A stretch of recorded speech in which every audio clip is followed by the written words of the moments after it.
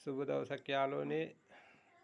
මගේ අලුත්ම ගීතය සන්සෙට් බේබි ගීතයට සුබපතුගේ සියලු දෙනාටම හදවතින්ම ආදරේ. ගොඩාක් ස්තුතියි.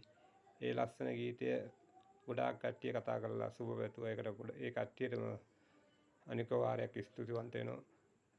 ඒක ලස්සන ගීතයක්, රගී ගීතයක්. ඒක සංචාරකය ඇසුරු කරන අපේ ගයිඩ්ලට බීච් එකේ ඉන්න ඒගොල්ලොන්ට ඒ ගීතය මම නිර්මාණය කරේ. ඒ ගීතය ගොඩාක් ලස්සන. ඒක ආපු කට්ටිය ගොඩාක් හොඳයි කියලා සුබ පැතුවා. ඒ වගේම මේ මාසේ අවිහිංසක අංශු දුලඳක් කියන ගීතයක් තියෙන ලස්සන. ඒක ලව් ගීතයක්. හංසා තුලඳකට ගාපු ලස්සන සින්දුවක් ඒක. ඒකේ රෙකෝඩින් එක කරලා මම එකක් දෙන්නම් මේ මාසේ. වෙසක් එකට බුදුවරු දැක්කද බුදුවරු නොදැක්කද කියන ගීතයක් දෙන්න ලස්සන බෞද්ධ ගීතයක්. ඒ වගේම පොසොන් එකට තියෙන සංසාර ගමනේ රාදා. ඒක ලස්සන ලව් සෝන් එකක්. ඒකත් දෙන්නම් මම. ගොඩාක් කරපුවා තියෙනවා. ඒ වගේ තා කරන්නත් තියෙනවා. ඒවම මාසෙන් එකෙන් එකට දෙන්නම් ඔයගොල්ලන්ට.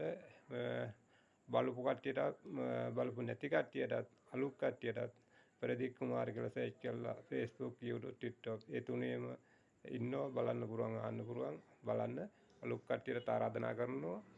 ඒ වගේම ලබන අලුත් අවුරුදු සුබම වේවා කියලා හැම කෙනාටම සුබ වතනවා. මේ රටේ මේ ලෝකෙ විසිරින සියලු දෙනාටම සුබ වතනවා. අදවතින්ම ආදරේ. නැවත අපි අලුත් අවුරුද්දේ මුණ ගැහුමු. එහෙමනම් මම බේරුවල ගොඩැල්ල ප්‍රදීප් කුමාර. ආදරේ ආදරේ අදවතින්ම.